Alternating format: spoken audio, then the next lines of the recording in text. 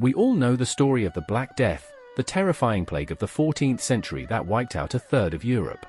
But what if I told you that 8 centuries before that, another pandemic struck with such ferocity that it didn't just kill people, it killed the dream of a united Roman Empire? This is the story of the Plague of Justinian, the first recorded outbreak of the bubonic plague, and the catastrophe that truly ended the ancient world. In the year 541 AD, Emperor Justinian I was on the verge of greatness. His armies were reclaiming the lost provinces of the West, his law codes were unifying the state, and the magnificent Hagia Sophia had just been completed. The Mediterranean was, once again, a Roman lake. But while Justinian looked toward a new golden age, an invisible enemy was sailing toward his capital, Constantinople, aboard grain ships from Egypt. The culprit was Yersinia pestis, a deadly bacterium carried by fleas on black rats. As these rats scurried off the ships and into the granaries of the imperial city, they carried with them a death sentence for millions. When the plague hit Constantinople, the scale of the horror was unimaginable.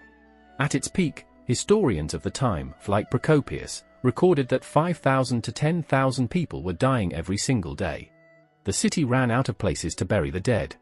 They filled the towers of the city walls with corpses and even dumped bodies into the sea. The symptoms were gruesome: sudden fever, swelling of the lymph nodes, buboes, and delirium. No one was safe, not even the emperor himself, who contracted the disease but miraculously survived, though he was never the same man again. The impact of the plague was not just biological, it was geopolitical. With an estimated 25 to 50 million people dead across Europe, Asia, and Africa, the Roman economy collapsed. There were no farmers to grow food, no soldiers to guard the borders, and no taxpayers to fund the government. The Roman army, once invincible, was hollowed out.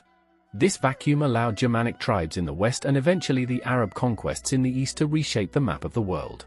The plague effectively drew a line through history. The classical antiquity of Rome was dead, and the fragmented, struggling era of the early Middle Ages, the Dark Ages, had begun.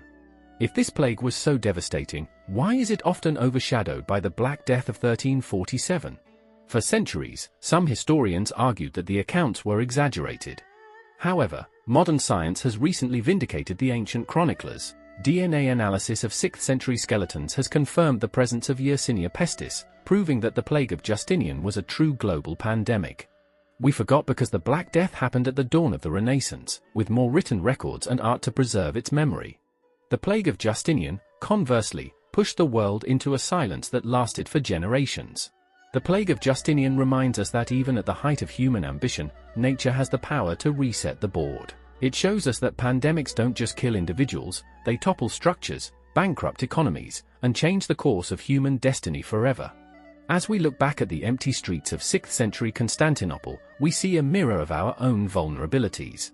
It's a haunting lesson that the smallest microbes can bring the greatest empires to their knees.